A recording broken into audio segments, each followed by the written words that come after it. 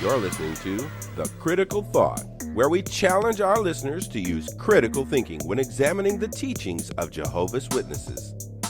I remember this book that I read. In fact, we used to actually send this book out as gifts to people. The author, her name was Susan Forward. She wrote a book that was called Emotional Blackmail. And I'm going to tell you, when you read the book, it really just sums up the life of a Jehovah's Witness. I mean, when I read it, I was like, oh my goodness, this is our life. We live the life of basically emotional blackmail. She described this concept as called living in the fog. And the fog stands for fear, obligation, and guilt. And that's really what it's like for Jehovah's Witnesses. Let me give you a perfect example. This is the best example I can think of. Fear. There are Jehovah's Witnesses, baptized, dedicated Jehovah's Witnesses, who are watching this video right now. And do you know what they're afraid of? Do you know what they're really afraid of? They're afraid of getting caught. Now, can you imagine that? We're talking about 35, 40, 50-year-old grown people, house note paying, rent paying, light bill paying, and yet they are afraid of getting caught watching this video. They pay for their own internet service, and yet they're afraid. Jehovah's Witnesses, many times, they'll come to sites like this. Now, the Watchtower, and it's funny, and it's really funny because as former Jehovah's Witnesses, we know what the rules are. So when a Jehovah's Witness decides to click on his browser and come to a site where there are former Jehovah's Witnesses discussing the organization, you know, he's trying to play, he's dumb, like, I didn't know I wasn't supposed to be on that site. And it's like, it's funny, it's laughable. It's like, dude, you're not supposed to even be here if you really believe what you say you believe. Now, let me give you an example. You could have a brother. He's a brother who's reaching out, but he comes on websites like this at night.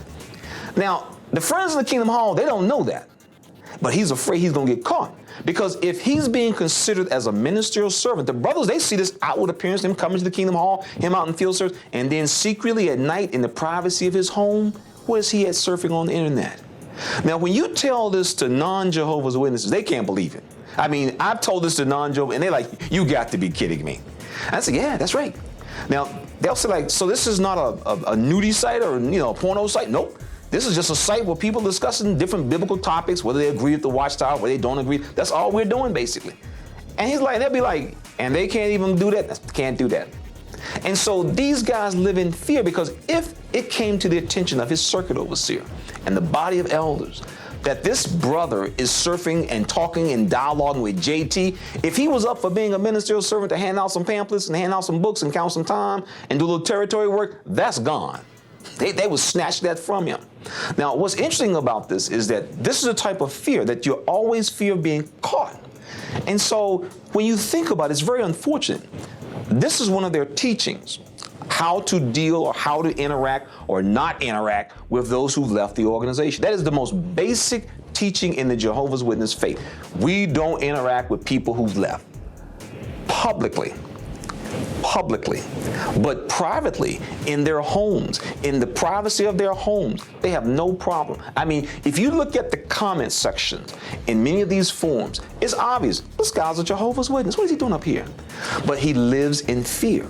This is the double life that a Jehovah's Witness has to live just to make it. Now, think about this. You have an individual, he wants to be a ministerial servant. He wants to be an elder. Now, when I first came on the internet years ago, there were actually elders, ministerial servants, pioneers, circuit overseers, district overseers, even Bethelites were in a lot of the different chat forums discussing. I used to tell people all the time, I said, y'all guys are getting an inside look at how the organization runs. I remember we had a dialogue going one time. It was between two elders who were in the organization, two elders who had left. And they were discussing a judicial case, how they're handled. And you could just tell by the people who were listening, they was chiming in back and forth, and they were just amazed. We didn't know that happened. We didn't know y'all did that. And the dialogue just went back and forth. Well, when the society came out and dropped the hammer, I mean, they dropped the hammer. A lot of the elders disappeared. Ministerial servants disappeared. Pioneers disappeared. These guys were afraid. They stopped. I can't do this. They're going to take my stripes. And so it kind of left the internet with what you would call the weak ones in the congregation. And these are diehard people because they figure I might not be doing nothing in the congregation, but I can go on the internet and I can represent the organization. And of course, at the end of the day, the organization don't want them representing them, not them anyway. And so witnesses, they live in this world of fear of always getting caught. So isn't it interesting how that a Jehovah's Witness who comes on the internet to defend the society, he is going to represent the society. I'm going to give the Jehovah's Witness viewpoint. And yet he is doing this out of complete fear that if he is caught, he's in trouble. So you have the Jehovah's Witness defender, then you have other Jehovah's Witnesses. You have Jehovah's Witnesses, and like myself, for example, you come onto the internet because you want to know. You want to know what is going on. Now, you know that you can't ask certain questions at the Kingdom Hall. Every Jehovah's Witness knows there's just some questions you can't ask. So a lot of witnesses, they'll go onto the internet. So if I can't ask the brothers at Kingdom Hall, I'll go onto the internet and see. And then they come onto these sites. They start reading. And then they start looking up certain articles. And they're like, well, that's true. They'll look up something else. Well, that's true too. And then they'll see things that relate to what they personally know. And they're like, that's true. I don't care what nobody say. That's true. You know, it might not make us look good, but it's true. And so many times these persons, they too operate under fear. I recall myself when I first ordered Ray Franz's book. We had a brother in our congregation who worked at the post office. You know, I was very concerned. I suppose he see the book come in. You know, he see the book come in. He see it's from Ray Franz, and it's going to be addressed to JT. Well, I'm going to be in trouble. And so as a witness, this is the type of environment that you constantly find yourself working under. Obligation and guilt. In Susan Forward's book, these were the other two components that make up the fog. The fear, obligation, and guilt. Obligation and guilt is very interesting how it takes place so many times in the congregation and in the lives of Jehovah's Witnesses. I mean, it's really amazing the way this takes place. Let me give you a few examples. Let's look at meetings, preparation for meetings. Preparation for meetings. Jehovah's Witness comes to the Kingdom Hall one day. There's no seats. He comes up, sits in the front right next to the Circuit OC and his wife. Circuit OC and his wife looks over at his magazine. It's not underlined. What does this witness feel? Does this witness feel, man, I failed Jehovah? Nope. The witness is embarrassed. The witness feels guilty now. I didn't study my lesson. And the circuit overseer's wife sees it. Now, what happened to God? God didn't even come into the picture because this is the environment, the culture. As an elder, I would go on shepherding calls. And when you meet with the friends in their homes, especially people who have slowed down or stopped or whatever, you would find the same commonality. It was they had worn out. They just worn out. And it was as if they would say to you, they couldn't run fast enough, couldn't jump high enough.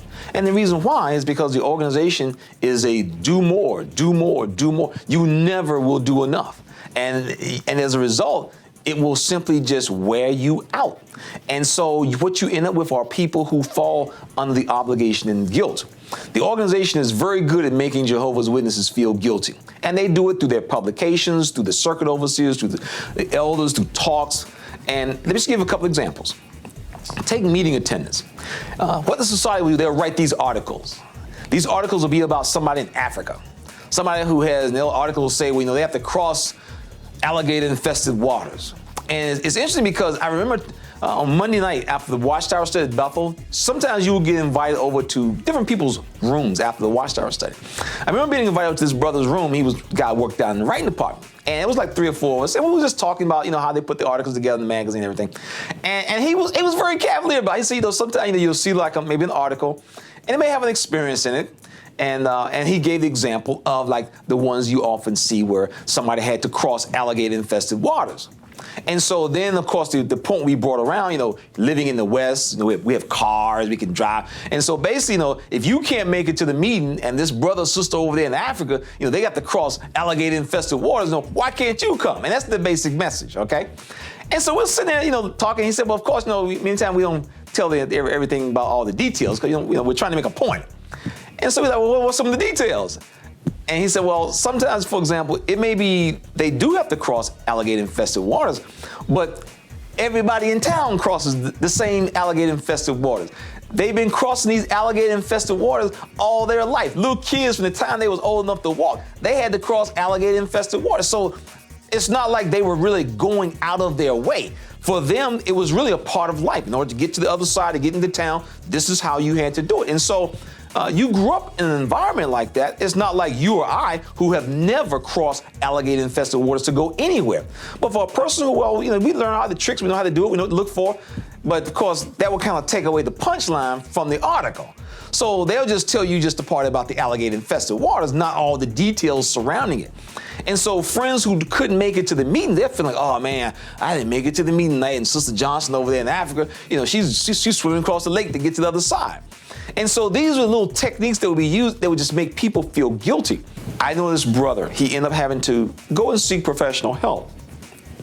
And it was interesting what the psychiatrist who was talking to him said. We had a conversation about this, and he was asking me why we had left, and I explained to him why we left and everything. And he was sharing with me his experience at the doctor's office. So the doctor said, well, let me just get some background on what your typical week is like. And this was during the time when we had all, the meetings were throughout the week. We had 2 midweek meetings and the weekend meeting. So what happened was, the doctor says, I want you to tell me what your day-to-day schedule is like. So he said, well, typically, on Monday I get up and go to work, and Monday night I come home and I prepare for my Tuesday night meeting. And then on Tuesday I go to work, come home Tuesday night, I go to my Tuesday night meeting. And then on Wednesday, go to work. Wednesday night I come home, I prepare for my Thursday night meeting.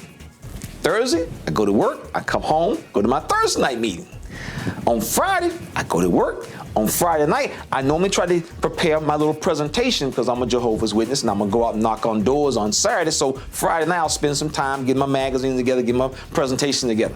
On Saturday morning, I'll go out and knock on doors in the neighborhood. And then Saturday afternoon, I'll do my little running around. And then Saturday night, I'll do my Watchtower lesson. And then on Sunday, I'll go to the Kingdom Hall. And then Sunday afternoon, I'll go out and field service. And after that, I might go out to dinner or something like that. And so the doctor says, so now, how often do you do this schedule? He said, I've been doing this schedule all my life. and so she said, well, when do you have time for any type of recreation or hobbies and things of this nature? And of course, he told as Jehovah's Witness, we consider time is limited, so we don't really get a chance to do a lot of these things, even though witnesses do. But generally, we try to focus most of our time on things related to our ministry. And so the doctor is sitting there thinking to herself, his entire life is involved in something that involves the Watchtower. And so you have people who they end up struggling because they simply have no alternative in what they're doing. So even healthcare professionals, they too many times realize that the demands that are placed on Jehovah's Witnesses can lead to depression for many of them many times. Another example that was often used for many, many years of how they could guilt trip their friends. A lot of elders used it, a lot of circuit overseers used it. Society, that was one of their best articles probably for guilt tripping people, is the one that's known as The Sister with the Iron Lung. It was an article that the Society wrote about a Jehovah's Witness who she was confined to a chamber in her home so she could breathe. So she was very limited. She couldn't get out of the house and everything. She only could witness when the postman came by or someone stopped by. And so a lot of circuit overseers, a lot of elders, they would use this because they would say, look, she is confined to her house, and yet she has time to turn in every month. Look at you. You're not confined to your house, and you have no time or very little time. Or meeting attendance.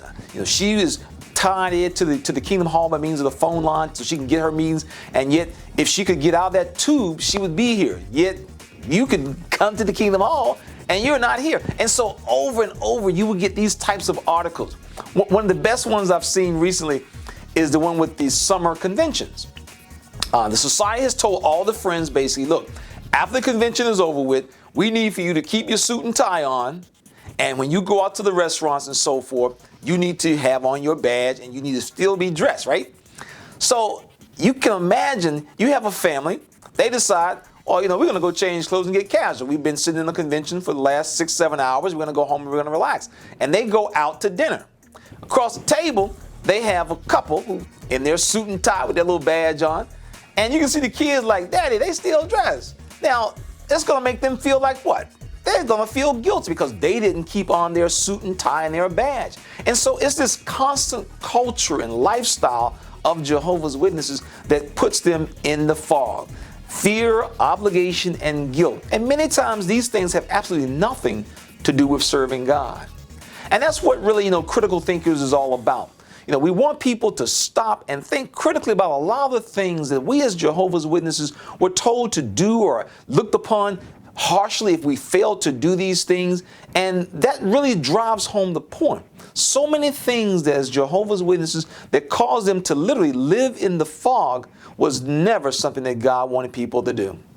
This program was sponsored by Critical Thinkers.